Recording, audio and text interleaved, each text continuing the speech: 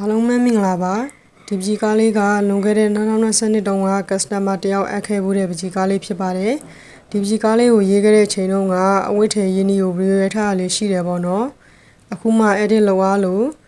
အမွှေးပွားအင်ကြီးရင်းနှီးကိုဗီဒီယိုလေးနဲ့တင်ပေးလိုက်ပါတယ်နော်ပထမဆုံးအနေနဲ့အညိုရောင်ခဲတံကိုသုံးပြီးတော့အတွန်းခေါက်နေရာတွေကိုစာပြီးတော့ရေးပါတယ်သူ့ရဲ့အင်ကြီးမှာကအညိုရောင်နဲ့အနက်ရောင်နဲ့ပေါင်းထားတာပေါ့နော်ပြီးရင်ပတ်ဝန်းကျင်အရောင်တွေထည့်မယ်ပေါ့ဒီကာလာပတ်ဆဲရေးတဲ့အခါမှာလည်းခဲမုံမကြီးရေးသလိုပဲတရှင်းတရက်ဖို့ကအရန်ကိုရေးကြည့်ပါတယ်ပကြီးကားတွေရေးတဲ့အခါမှာတရှင်းတရက်မှုလိုအပ်တာကလည်းနံပါတ်1ဦးစားပေးထဲမှာပါတယ်ပေါ့နော်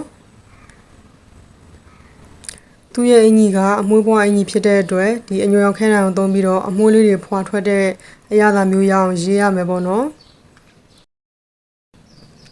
ဒီလိုရေးတဲ့နေရာမှာခဲတံကိုအသွားပြန် direction ချစ်တာမဟုတ်ဘဲနဲ့အမွှေးပွားပုံစံပေါ်လွင်အောင်စဝိုင်းဝိုင်းတဲ့ပုံစံမျိုးနဲ့ခဲတံကိုကစားပြီးတော့ရေးရမယ်ပေါ့နော်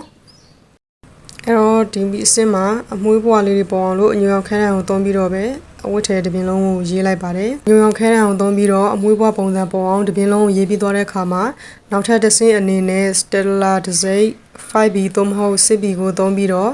လေယာနောက်ထပ်တစ်ဆင့်ထပ်တင်ပါမယ်ဒီ Stella နဲ့ရေးတဲ့အခါမှာလည်းခုနကတော့ကာလာပန်ဆန်နဲ့ရေးနည်းအတိုင်းပဲ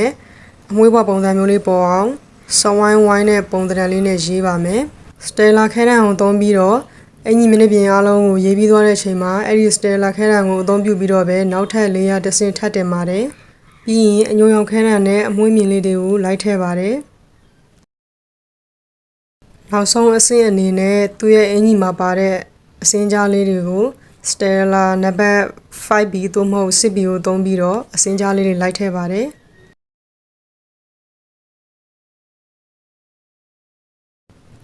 ပကြီးကားပြီးသွားတဲ့ပုံစံလေးကိုအနီးကပ်ဗီဒီယိုလေးရိုက်ပြလိုက်ပါတယ်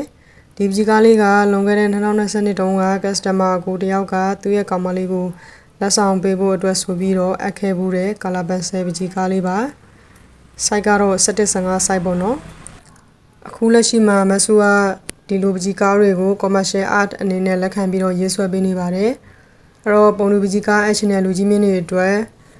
ခဲပကြီးနဲ့ကာလာပန်ဆယ်နဲ့2မျိုးအပ်လို့ရပါတယ်